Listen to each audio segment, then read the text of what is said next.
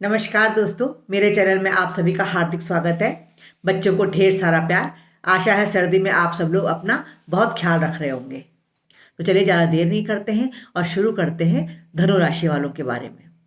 Birth chart में जहाँ पे आपका 9 नंबर है और वहाँ पर मून लिखा है, यानी कि आपका 9 नंबर है, वहाँ पे चंद्रमा लिखा है, तो आपकी धनु राशि है। तो धनु राशि वालों का तो आजकल समय बहुत अच्छा चल रहा है, क्योंकि धनु राशि के जो स्वामी हैं वो गुरु होते हैं और गुरु पिछले साल से अपने ही घर में बैठे हुए हैं, यानी कि मीन राशि में विराजमान हैं। तो धनु राशि वालों को अप्रैल तक तो पारिवारिक सुख अच्छी तरह से मिलेगा, इसमें कोई दो राय नहीं है। विद्यार्थियों के लिए भी यह साल अच्छा है। या इसके अलावा दोस्तों, जो लोग शादी के इच्छुक हैं उनकी शादी भी हो सकती है। और दोस्तों, बहुत से लोग अपने प्रेम संबंधों को प्रगाढ़ कर सकते हैं, या बहुत से लोगों के प्रेम संबंध शादी में परिवर्तित हो सकते हैं। अप्रैल के बाद जैसे ही आपके गुरुदेव राहु के साथ आएंगे, इसके बाद छोटे छोटे अवरोध आपको परेशान करना शुरू कर देंगे, लेकिन आपको उससे कोई घबराने की जरूरत नहीं है। आप हर अवरोध को पार कर लेंगे। विशेषकर विद्यार्थियों का मन इस समय पढ़ाई से थोड़ा उचट सकता है, भटकाव हो सकता है, तो इस बात का भी आपको विशेष ध्यान रखना है। अप्रैल तक तो ठीक है, लेकिन उसके बाद पेपर जैसे हमारे बाद में ही होते हैं बहुत से ज़्यादा, तो उस समय आपको बहुत ध्यान रखना है, परिश्रम बहुत ज़्यादा करना पड़ेगा। जैसे ही जनवरी 17 तारीख से शनिदेव आपके तीसरे घर में आएंगे, आपका पराक्रम बहुत बढ़ जाएगा। लेकिन दोस्तों, आपको ओवर कॉन्फिडेंस बिल्कुल नहीं होना है। ओवर कॉन्फिडेंस होने से आपको समस्या हो सकती है।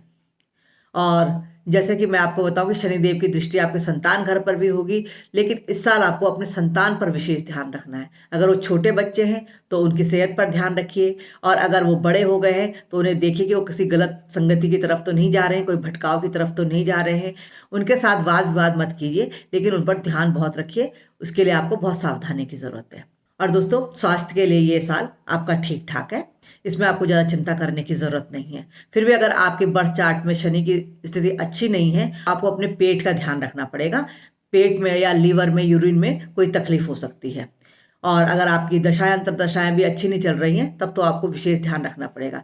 लेकिन अगर आपकी दशा अंतरदशा भी ठीक चल रही है और शनि भी आपकी कुंडली में ठीक ठाक है, तो इस साल के ग्रह गोचर में शनिदेव आपको बहुत अच्छा फल देंगे। कुल मिलाकर धनु राशि वालों का यह साल अच्छा ही गुजरेगा।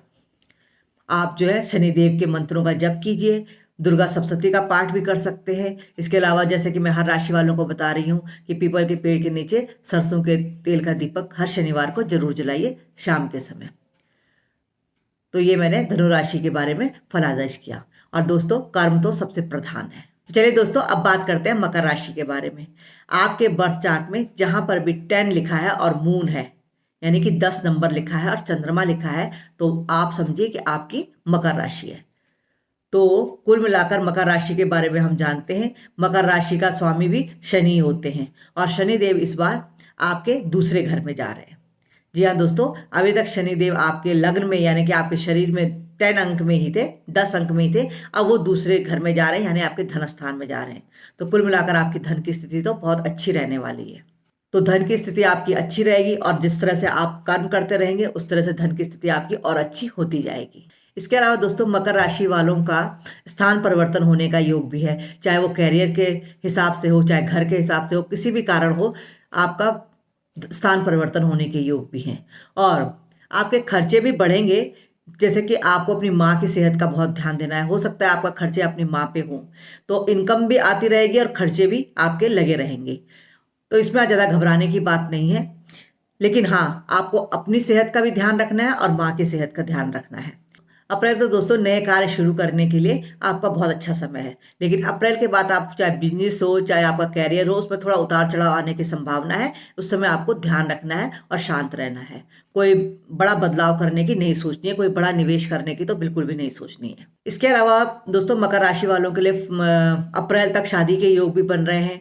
आपके प्रेम संबंध भी बहुत प्रगाढ़ रहेंगे। अप्रैल तक आपकी वैवाहिक जीवन की स्थिति भी बहुत अच्छी रहेगी। हाँ, अप्रैल के बाद, 12 अप्रैल के बाद आपके इन सब चीज़ों में थोड़ा उतार चढ़ाव दिख रहा है, लेकिन यह उतार चढ़ाव इतना ज़्यादा बुरा भी नहीं है कि जिसमें आपको बहुत ज़्यादा परेशानी हो। लेकिन हाँ, उतार चढ़ाव दिख रहा है, इसमें आपको थोड़ा सावधानी जरूर रखनी है। इसके अलावा दोस्तों, शिक्षा और संतान के लिए भी आपका ये समय सम है, न ज़्यादा अच्छा तो न ज़्यादा बुरा। जैसी स्थिति है वैसी स्थिति रहेगी। हाँ, अपने भाग्य द्वारा, अपने कर्म द्वारा अपनी स्थिति को अच्छा और बुरा बना सकते हैं। पारिवारिक माहौल भी आपका ठीक ठाक रहेगा, संपत्ति के जुड़ने के योग भी हैं। आप कोई प्रॉपर्टी लेना चाह रहे हैं या कोई घर लेना चाह रहे हैं या कोई आप गाड़ी वगैरह खरीदना चाह रहे हैं, तो एक बात का आपको ध्यान जरूर देना है कि वो सेकंड हैंड ना हो। आप जब भी लें सेकंड हैंड तो बिल्कुल भी ना लें, आपको वहां पर नेगेटिविटी का आभास हो सकता है। इसलिए आप हमेशा जमीन खरीदने से पहले इस बात का ध्यान रखें मकर राशि वाले, कि पहले पता कर लें कि वहां कैसे लोग रहते हैं और कैसा माहौल है जहां आप आसपास जमीन खरीद रहे हैं। तो कुल मिलाकर मकर राशि वालों के लिए भी यह साल मिला जुला है। और जैसा कि मैंने आपको बताया, हर राशि की तरह आप भी पीपल के पेड़ के नीचे शनिवार की शाम को दीपक जलाइए, सरसों के तेल का दीपक जलाइए और शनिदेव जी से अपने धन की समस्या या अपनी सेहत की जो भी समस्या आपके जीवन में आ रही है उसकी प्रार्थना कीजिए। तो चलिए शुरू करते हैं कुंभ राशि के बारे में। दोस्तों, कुंभ राशि पर साढ़े साती की शुरुआत हो रही है, तो इसलिए कोई भी काम अगर कुंभ राशि का होगा तो बहुत संघर्ष करने के बाद होगा। इस बात का हमें ध्यान रखना है और अपनी सेहत के साथ साथ हमें अपने जीवन साथी की सेहत का भी बहुत ध्यान रखना है। जीवन साथी के साथ अप्रैल के बाद थोड़ा कुछ वाद विवाद होने के भी योग बन रहे हैं, आपको इस बात का भी ध्यान रखना है। इसके अलावा दोस्तों, कुंभ राशि वालों की धन की स्थिति तो ठीक ठाक बनी रहेगी, लेकिन धन के खर्चे भी बहुत ज्यादा होंगे। जैसा कि मैंने कहा कि साढ़े साती के कारण भाग दौड़ बहुत बनी रहेगी, वर्कलोड बहुत ज्यादा होगा, जिससे कि आप अपने आप को थोड़ा सा बंधन में महसूस करेंगे। आपको लगेगा कि किसी तरह मैं इन बंधनों को खोल सकूं, लेकिन ऐसा भी संभव नहीं हो पाएगा। इसके अलावा दोस्तों, व्यापार करना हो या कोई साझेदारी करनी हो या कोई नया निवेश करना हो, तो इसके लिए आप अपने बड़ों की सलाह जरूर ले लीजिए और बहुत सोच समझ कर ये कार्य कीजिए, क्योंकि साढ़े साथी के कारण कई बार हम लोग गलत निर्णय ले लेते हैं जिनका हमें बाद में पछतावा होता है।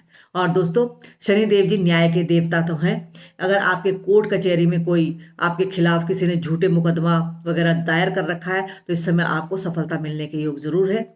इसमें आपको जरूर सफलता मिलेगी और आप अपने लक्ष्य को प्राप्त करेंगे।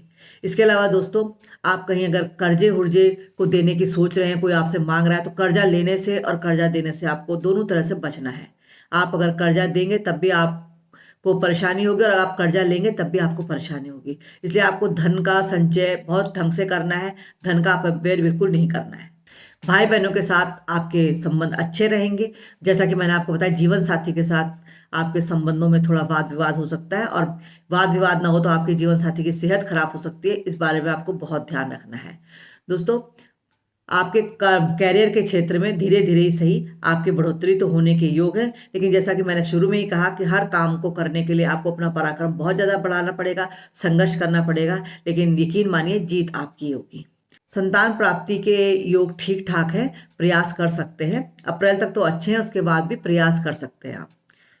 और विद्यार्थियों के लिए तो दोस्तों मैं कह रही हूँ कि आलस्य बिल्कुल नहीं करना है। अगर आपने आलस्य किया तो आपको अपनी मेहनत का फल भी नहीं मिलेगा, और वैसे भी इस साल संघर्ष करना है तो मेहनत आप बहुत ज्यादा करेंगे, फल आपको ठीक ठाक मिलेगा। इसलिए आपको इस साल दुगनी मेहनत करनी पड़ेगी। तो कुल मिला के कुंभ राशि वालों को इस साल सजग रहना है, सतर्क रहना है। तो चलिए अब बात करते हैं आखिरी राशि की, यानी कि मीन राशि की। मीन राशि के स्वामी गुरु आजकल मीन राशि में ही विराजमान है।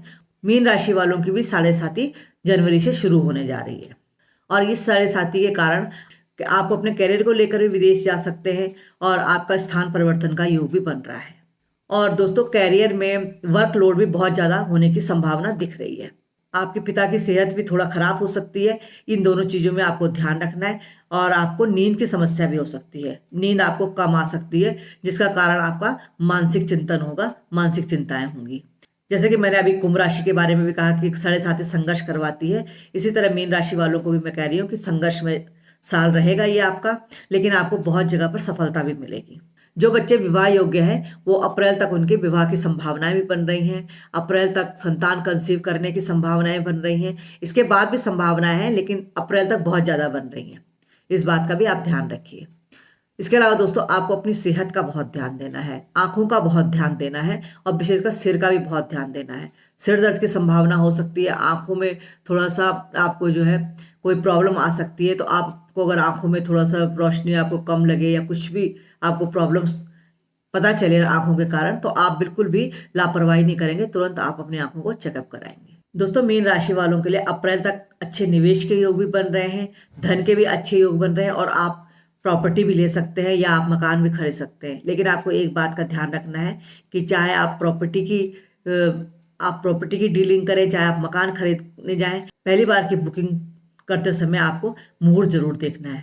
इसलिए आपको अच्छे मुहूर्त पर ही लेना है। इस बात का आपको विशेष ध्यान रखना चाहिए। इसके अलावा दोस्तों, जिन लोगों के प्रेम संबंधों में अभी तक थोड़ा सा मनमुटाव चल रहा था, उनके प्रेम संबंध भी अप्रैल तक बहुत अच्छे प्रगाढ़ बनेंगे। इसके बाद भी ठीक ठाक रहेंगे और बहुत से प्रेम संबंध तो शादी में परिवर्तित भी हो सकते हैं। विद्यार्थियों को शिक्षा प्रतियोगिता में बहुत अच्छे परिणाम मिलने के योग हैं। आपको परिश्रम से ज्यादा अच्छे फल मिलेंगे। जो लोग अपने लिए नौकरी ढूंढ रहे हैं, उनको भी अप्रैल तक बहुत अच्छे योग उनके बन रहे हैं। उनको नौकरी मिलने में सफलता मिल सकती है। लेकिन दोस्तों, अप्रैल के बाद जैसे ही गुरु राहु के साथ चले जाएंगे, तो मीन राशि वालों को नए व्यापार में बिल्कुल हाथ नहीं डालना है, नया निवेश नहीं करना है। और कोई धन प्रॉपर्टी लेनी है तो उसकी भी बहुत अच्छी तरह से जांच कर लेनी है। और इसके अलावा दोस्तों, वाहन बहुत सावधानी से चलाना है। चोट चपेट के योग भी बन रहे हैं। और नए कामकाज की तो बिल्कुल भी शुरुआत नहीं करनी है अप्रैल के बाद। जो भी आप शुरुआत कर ले, अप्रैल से पहले कर ले। मीन राशि वालों को इस बात का विशेष ध्यान रखना है। तो कुल मिलाकर यह था मीन राशि का फलादेश। और जैसा कि मैंने आपको कहा कि आपके बर्थ चार्ट पर और आपकी दशांतर दशाओं पर भी फलादेश बहुत ज़्यादा निर्भर रहता है। आपके बर्थ चार्ट में अगर शनि की स्थिति अच्छी है, गुरु की स्थिति अच्छी है, तो ये आपको बहुत अच्छे परिणाम देंगे। और अगर सामान्य है तो आपको सामान्य देंगे, और बुरे हैं तो फिर आपको संघर्ष करवाएंगे। मीन राशि वालों को अपने जीवन के संघर्षों को बचने के लिए, अपने जीवन के संघर्षों को कम करने के लिए लक्ष्मी जी को खुशबूदार सुगंधित फूल चढ़ाने हैं। महादेव जी की पूजा अर्चना करनी है। हर सोमवार को आप महादेव जी को जल चढ़ाइए, उन्हें धूप दीप दिखाइए। और शनिवार के दिन आप पीपल के पेड़ के नीचे सरसों के तेल का दिया शाम को जरूर जलाइए। दोस्तों, अगर आपके आसपास केले का वृक्ष है तो मीन राशि वाले केले पर भी बृहस्पतिवार के दिन दिया जलाने जा सकते हैं। तो चलिए दोस्तों, वीडियो को यहीं पर विराम देते हैं। आशा है आपको मेरी ये जानकारी अच्छी लगी होगी। अगर आपको अच्छी लगी तो आप मुझे कमेंट्स करके जरूर बताइए और मेरे वीडियो को लाइक जरूर कीजिए।